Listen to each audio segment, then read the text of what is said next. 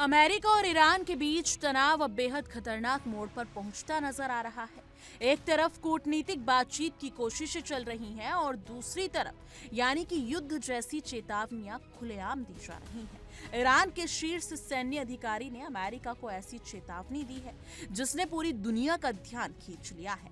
Iran के chief of staff Abd al Rahim Mousavi ने साफ शब्दों में कहा कि अगर अमेरिका से एक छोटी भी यानी कि छोटी सी भी गलती हुई तो पूरा क्षेत्र आग में झुलस सकता है और कोई भी अमेरिकी सुरक्षित नहीं रहेगा।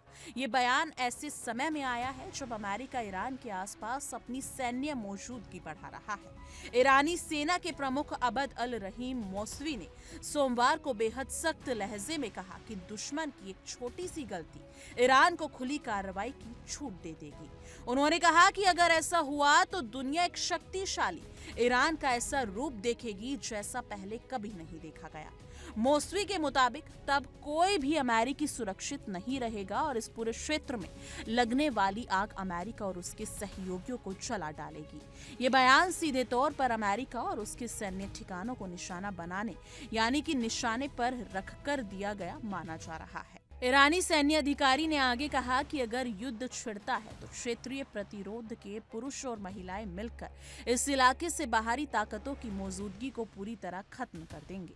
उन्होंने जोर देकर कहा कि ईरान की सशस्त्र सेनाएं पूरी तरह तैयार हैं और किसी भी हमले का मुंहतोड़ जवाब दिया जाएगा।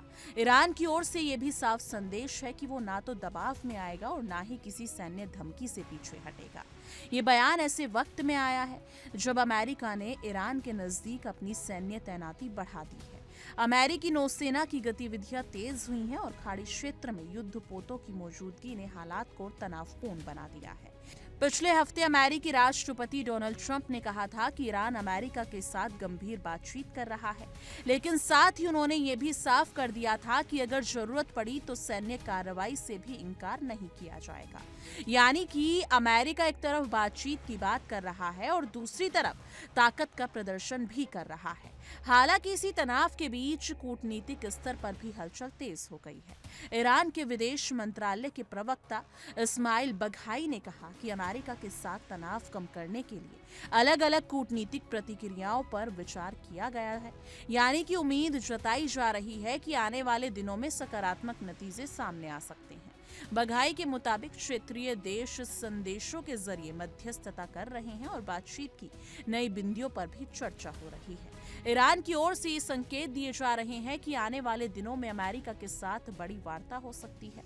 ईरानी समाचार एजेंसी के मुताबिक ये बातचीत ईरानी विदेश मंत्री अब्बास अरागची और अमेरिकी विशेष दूत स्टीव विटकोफ के बीच हो सकती है। बताया जा रहा है कि तुर्की, मिस्र और कतर जैसे देश इस बातचीत में मध्यस्थ की भूमिका निभा रहे हैं और बैठक तुर्की की राजधानी अंकारा में हो सकती है। अगर ऐसा होता है तो ये ईरान अमेरिका रिश्तों में एक अहम मोड़ साबित हो सकता है।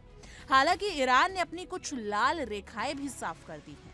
विदेश मंत्री अब्बास अरागची पहले ही कह चुके हैं कि ईरान निष्पक्ष और समान बातचीत के लिए तैयार है, लेकिन धमकियों की छाया में नहीं।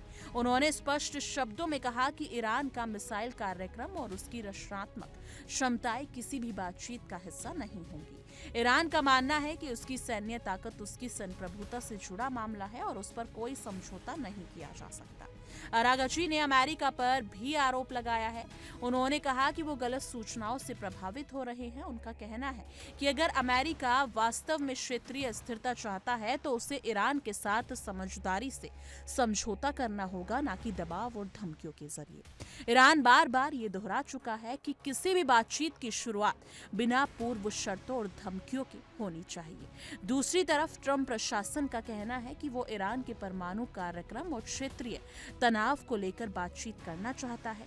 ट्रंप ने कहा कि ईरान गंभीरता से बातचीत कर रहा है, लेकिन अमेरिका अपनी सुरक्षा और अपने सहयोगियों के हितों से कोई समझौता नहीं करेगा। यही वजह है कि एक तरफ बातचीत की उम्मीद दिखाई जा रही है और दूसरी तरफ युद्ध जैसी भाषा भी सुनाई दे रही है। यानी कि कुल मिलाकर ईरान और अमेरिका के बीच हालात बेहद नाजुक बने हुए हैं। एक छोटी सी चूक पूरे मध्य पूर्व को युद्ध की आग में झोंक सकती है। ईरान की सख्त चेतावनी और अमेरिका की बढ़ती सैन्य मौजूदगी ने हालात को संवेदनशील बना दिया है। अब दुनिया की नजर आने वाले दिनों पर टिकी हुई है कि क्या कूटनीति कामयाब होगी या फिर ये तनाव किसी बड़े टकराव में बदल जाएगा। ये तो वक्त ही बताएगा, लेकिन इस मुद्दे पर आपकी क्या कुछ राय है? कमेंट सेक्शन में अपनी राय जरूर साझा कीजिएगा।